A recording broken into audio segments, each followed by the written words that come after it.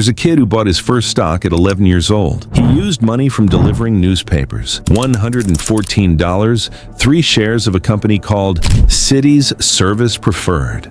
The stock dropped immediately. He watched his entire investment lose a third of its value in weeks. He was terrified, but he held on. Eventually, it climbed back up. He sold at a small profit and felt relieved. Then, the stock quintupled. That kid's name was Warren Buffett, and that mistake taught him something that would eventually make him one of the richest people on earth. He learned that getting rich isn't about being smart, it's about being patient. Today, Buffett is worth over $100 billion, and 99% of his wealth was built after he turned 50.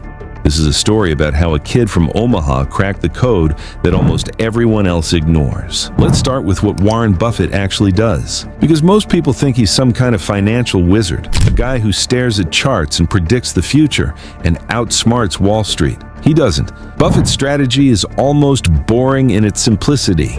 He finds companies that are good at making money, companies that will still be good at making money in 20 years. He buys them. Then he waits. That's it. No day trading, no crypto speculation, no jumping in and out of markets. He buys and holds. For decades, he bought Coca-Cola stock in 1988. He still owns it. The stock has gone up over 2,000% since then. Coca-Cola hasn't revolutionized anything. They still sell sugar water. But Buffett understood something. He didn't need the company to be exciting. He needed it to be reliable.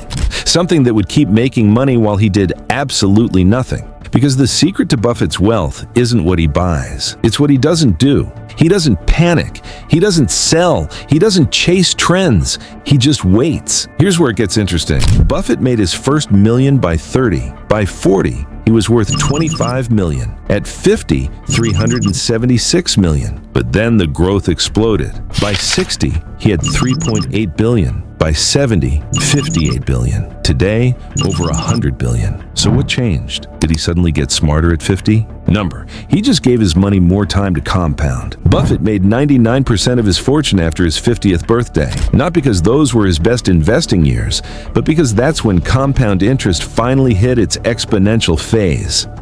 All those early investments had been sitting there quietly doubling, then doubling again, then doubling again. By 50, he wasn't just investing his own money anymore. He was investing the returns on his returns on his returns. The snowball had been rolling downhill for 30 years, and now it was an avalanche. Let me show you how this works with actual numbers. Buffett bought shares of Berkshire Hathaway in 1962. He paid $7.50 per share. Today, one share is worth over $600,000. $600,000 for something that costs less than a pizza. But here's what's wild.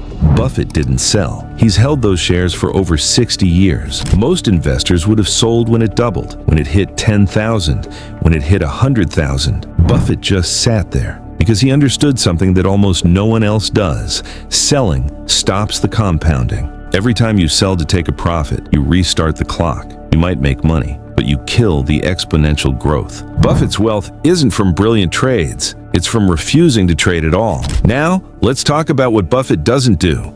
He doesn't try to predict the market. He said repeatedly that he has no idea what the stock market will do tomorrow or next year, and he doesn't care.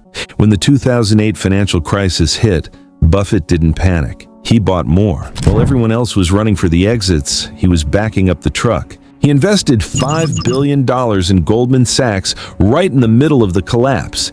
He made a $3 billion profit, not because he predicted the recovery, but because he knew that good companies, given enough time, recover. And when everyone else is terrified, that's when things go on sale. This is what separates Buffett from almost every other investor. He doesn't react. He doesn't follow the crowd. He just sticks to the plan. Here's the uncomfortable truth. Buffett's strategy only works if you can do the one thing most people can't: nothing. The entire financial world is designed to make you do something. Trade, react, move your money around. CNBC screams about crashes and rallies. Apps send notifications every time a stock moves. Experts tell you to buy this, sell that. All of it is designed to keep you active. Because the system doesn't make money when you sit still. Brokers make money on trades. The media makes money on clicks. They need you to believe investing is complicated, that it requires constant attention. Buffett proved the opposite. He doesn't have a computer on his desk. He doesn't watch the stock ticker. He just owns good businesses and lets time do the work. Let's go back to that 11-year-old buying his first stock. Warren Buffett made a mistake. He sold too early. But here's what he did next. He learned. He realized the mistake wasn't buying the stock. It was selling it. From that moment on, his philosophy changed.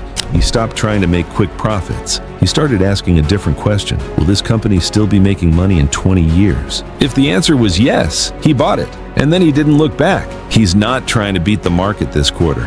He's thinking in decades. And decades is where compound interest becomes unstoppable. Here's a specific example. In 1988, Buffett bought $500 million worth of Coca-Cola stock. People criticized him. It was just soda. But Buffett saw a company that sold an addictive product in every country on Earth. A product people would keep buying in recessions, booms, wars, pandemics. He bought the stock at about $2.75 per share. Today, it's worth about $60 per share. Every year, Buffett collects over $600 million in dividends just from owning that stock. That initial $500 million is now worth over $25 billion, and he's never sold a single share. Now, here's where this gets personal. You don't have $500 million, but that doesn't matter because the principle scales. It works with $100. Buffett himself has said that if he was starting over today with a small amount, he'd invest in a low-cost index fund and never touch it. He's not special. He just started early and stayed consistent. By 16, he had $6,000 saved. That's about $70,000 in today's money. For a teenager, he wasn't lucky, he was obsessive, he reinvested every dollar. And most importantly, he started young. Because here's the brutal math. Buffett's wealth isn't from being the best investor. It's from being an investor for 75 years. If he'd started at 30 instead of 11, he'd still be rich, but he wouldn't be worth $100 billion. Those extra 19 years gave his money nearly 2 more decades to compound. That's the difference between rich and generational wealth. Let me show you the dark side. Buffett's success makes it look easy, but there's a reason almost nobody does this.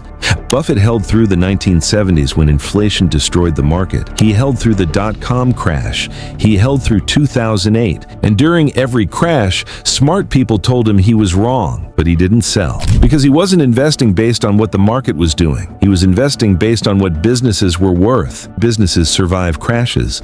They might drop 50%. They might take 5 years to recover. But if you hold, you come out ahead. Most people can't do that. They panic, they sell at the bottom, and then they watch the market recover without them. Buffett doesn't panic, not because he's braver, but because he understands that short-term volatility is the price you pay for long-term gains. Here's what Buffett eats for breakfast. On good market days, he gets a McGriddle from McDonald's, about $5. On bad days, he gets something cheaper. He's worth over $100 billion, and he adjusts his breakfast based on how his stocks are doing. He still lives in the house he bought in 1958 in Omaha, paid $31,500 for it. He doesn't invest to spend.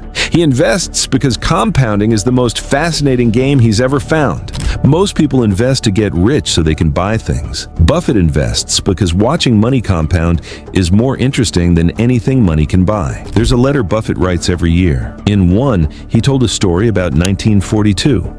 If he'd invested all his savings in an S&P 500 index fund and never added another dollar, that investment would be worth over $51 million today. Just from waiting, from doing absolutely nothing except not selling. Buffett actively invested and ended up with $100 billion. But the point stands. Even the most passive strategy beats almost everything else if you give it time. You don't have to be Warren Buffett. You don't have to read financial statements. You just have to start and wait. Let's zoom out. Warren Buffett isn't a genius. He's just a guy who figured out at 11 that money grows faster when you leave it alone. And then he spent 83 years proving it. He made mistakes. He passed on Amazon and Google because he didn't understand tech, but it didn't matter. Because the investments he did make, he held. That's the secret, not brilliance. Patience. Most people spend their lives trying to get rich quick. Buffett spent his life getting rich slow. And slow is the only way that actually works. So here's the question. You're not 11, but you're also not 94. You still have time. Will you use it? Buffett's strategy is available to anyone. Index funds exist. Compound interest doesn't care who you are, but it only works if you start, and it only works if you stay. Most people won't. They'll wait for the perfect moment. They'll get scared during a crash, and in 30 years, they'll wonder why they're not rich. The uncomfortable truth is this: you already know what to do. Buy good companies. Hold them. Don't panic. Or simpler, buy an index fund and forget it exists. The strategy isn't complicated. It's just hard, because it requires doing nothing in a world that's screaming at you to do something. Warren Buffett started at 11. 99% of his $100 billion came after he turned 50, not because he got better, but because he gave his money 75 years to grow. You can't get back those years, but you can start today, and in 30 years, you'll either be glad you did or you'll wish you had. The clock is already running.